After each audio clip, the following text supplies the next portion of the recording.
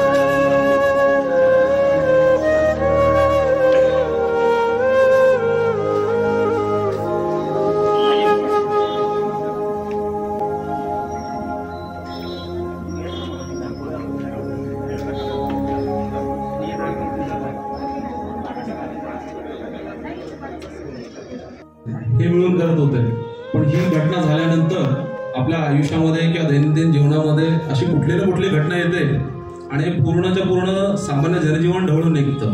आतापर्यंत फक्त आपण सिक्युरिटी फोर्सेस बद्दलच असे हल्ले होताना पाहत होतो, पण पहिल्यांदा सामान्य नागरिकांवरती, ते पण पर्यटक जे गेलेले होते त्यांच्यावर झालेला आहे। त्या संपूर्ण कुटुंबियांसोबत मी, माझे कुटुंबीय, संपूर्ण महाराष्ट्र प्रशासन आहे। पण विसरूया नको की हे आता आपल्या दाराच्या उंबऱ्यापर्यंत आलेलं घटना आहे। इथे खूप तरुण आहेत, लोक, स्त्रिया आहेत, आबालवृद्ध आहेत, आपल्या घरातले लोक आहेत। आपण जसं म्हणतो let's begin from the house. आपण आपल्या घरापासून मुलांना, स्त्रियांना संरक्षणाचे धडे, की आपल्याला गोष्टी ज्या अशा कुठल्या गोष्टी घडू शकतात की जेणेकरून कुटुंबियांना आणि तिथल्या आसपासच्या नागरिकांना धोका पोहोचेल याची सर्वात प्रथम माहिती आणि त्यापासून दूर कसं जायचं याचं प्रशिक्षण घेणं गरजेचं आहे। तर मी जास्त तुमचा वेळ घेणार नाही। हा कार्यक्रम हा जो आहे, मी पत्रकार मित्रांना सर्वांना त्यांचं खूप खूप धन्यवाद देतो की इथं मला प्रथम बोलण्यास संधी दिली। Take this lesson home that we must train each and every one. Thank you. कार्यक्रमाच्या निमित्तानं इथे जे पहलगाममध्ये 26 जे निष्पाप अशा प्रकारचे पर्यटक होते त्यांना तिथे बलिदान द्यावं लागलं, त्यांना सर्वप्रथम मी आदरांजली अर्पित करतो। आता जसं कर्नल साहेब म्हटले, अशा प्रकारचे प्रसंग आपल्याला हिलावून टाकणार आहेत। तिथले जे आपण जर पिक्चर्स पाहिले, तिथले जे फोटो जर बघितले, तिथले जे काही हृदयद्रावक जर आपण बघितले प्रसंग, अगदीच नवीन लग्न झालेलं एक कपल असतं आणि त्यांच्यावरती अशा प्रकारची दुर्घटना होते, अशा प्रकारचा हल्ला त्यांच्यावरती होतो, किंवा कित्येकांचे वडील त्यांच्या डोळ्यात देखत त्यांचा बळी जातो। अशा प्रकारच्या घटना खरंच सर्वांचं मन हेलावून टाकतात।